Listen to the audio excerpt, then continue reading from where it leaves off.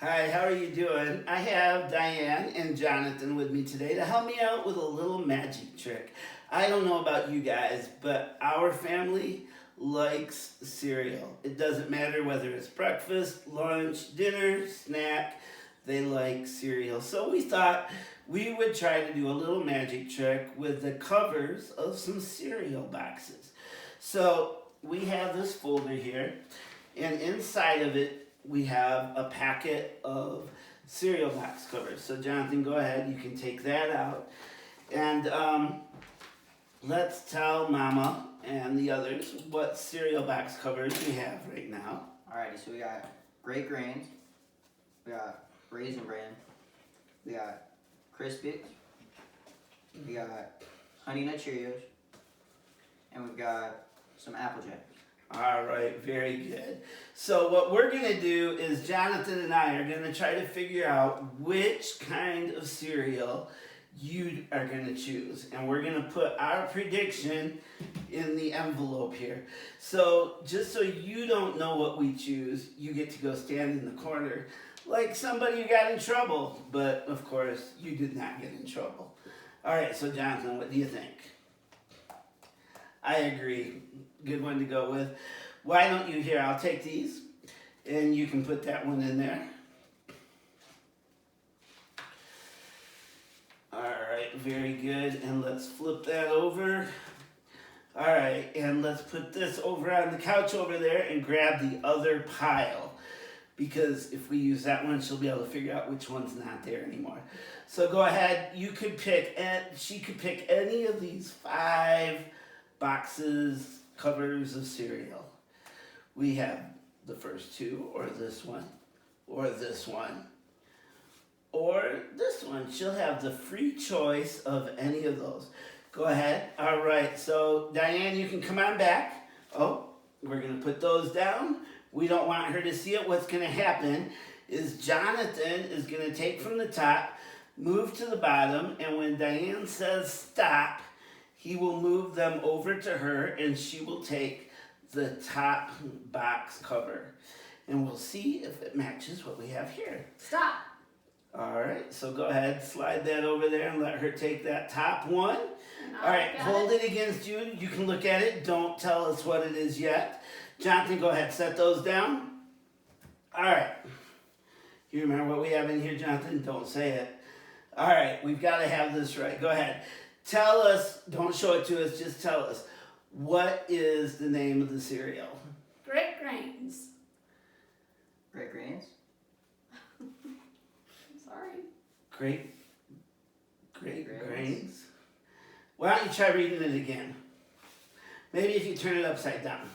Maybe that'll help you. Yeah, go ahead, look at it. What does it say?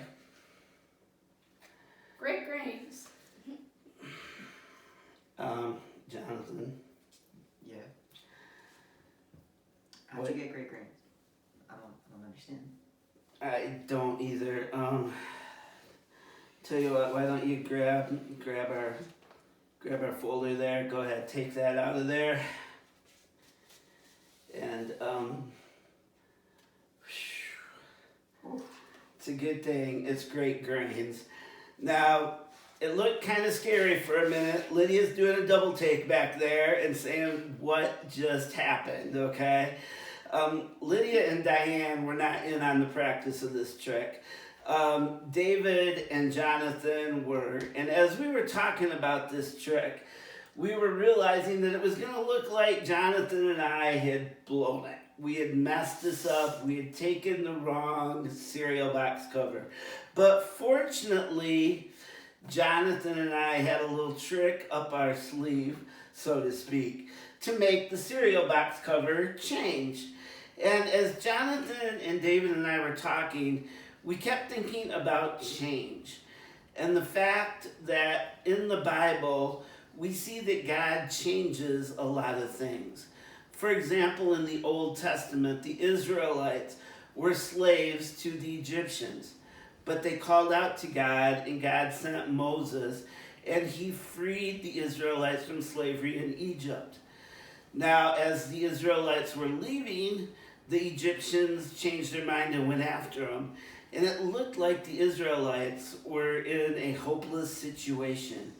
They had the sea in front of them, the Egyptian army behind them. It didn't seem like they had any place to go, and that for sure they would get recaptured. But sure enough, God changed the situation again, and He opened the Red Sea, and the Israelites went through on dry ground. When they got to the other side, God closed it up so the Egyptians couldn't get to the Israelites. When David faced Goliath, the Israelites and the Philistines thought David's in trouble. But God changed things. David looked to God and trusted in God, and God gave him victory over Goliath. David got the victory because God changed things. Daniel in the lion's den. It looked like Daniel was headed to certain death, but God changed things by closing the mouth of the lions. You look in the New Testament, and Lazarus was dead, but Jesus called out to God, and God brought Lazarus back to life. Or look at Saul, for example. He went from having Christians arrested and thrown in prison for telling people about Jesus to going around telling people about Jesus himself, to the point that he was arrested and thrown in prison. God can change things. Has He changed your life? Can you think of times where you've seen Him change things for somebody or some situation? If you can, why don't you take some time and thank God and praise Him for that? And then see if you can think of some times, some situations that you need God to do some change in, and ask Him to bring about that change. Change. It can seem impossible for us, but when we look to God and ask Him to help, He can do amazing things.